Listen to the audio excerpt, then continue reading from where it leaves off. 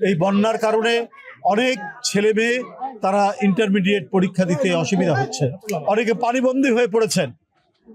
তাদের যে স্কুলে বা তাদের কলেজে গিয়ে যে পরীক্ষা দেবে, ইন্টারমিডিয়েট পরীক্ষা দেবে, সেই পরিবেশ নেই, সেই ধরনের অবস্থা নেই, চারিদিকে পানিতে ঢাকা। আমি শিক্ষামন্ত্রী মহোদয়ের নিকট অনুরোধ করব, পরীক্ষা কয়েকদিনের জন্য পিছিয়ে দেওয়া, পানি নেমে গেলেই তাদের প্রস্তুতির ব্যাপার আছে। কারণ আমরা ইতিমধ্যেই শুনেছি নৌকা থেকে অনেকে পানিতে পড়ে গেছে, পরীক্ষা দিতে যাওয়ার জন্য নৌকায় উঠেছে, নৌকা থেকে পানিতে পড়েছে। এটা বেদনাদায়ক।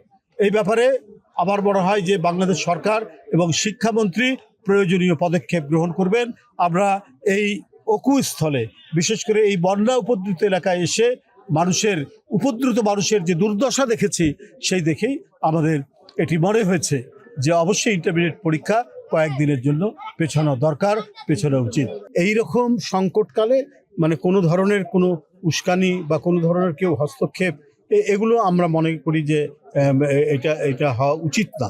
যদি কেউ মনে করেন এটা হওয়া উচিত না, ছাত্রদের যেটা ন্যায্য, যে তাদের যে এই মুহূর্তে যে কাজটা করণীয় দরকার, যে পরীক্ষাটা কয়েকদিনের জন্য পিছিয়ে দিলে পরে ভালো হয়। কারণ বন্যা উপদ্রুত এলাকায় আমি দেখছি গ্রামের পর গ্রাম যেভাবে পানি বেষ্টিত, যেভাবে পানিতে আটকে আছে, সেখানে তো অনেক শিক্ষার্থী আছে, তারা যাবে কি করে, পরীক্ষার প্রস্তুতি নিয়ে পরীক্ষা হলে যাবে কি করে? এই কারণে এটা করে দেওয়া উচিত। আমার মনে হয় বিষয়টা একটা শিক্ষামন্ত্রী এই বিষয়ে প্রয়োজনীয় পদক্ষেপ নেবেন। তাছাড়া আর কোনো সন্দেহ, কনফিউশন এগুলো থাকবে না।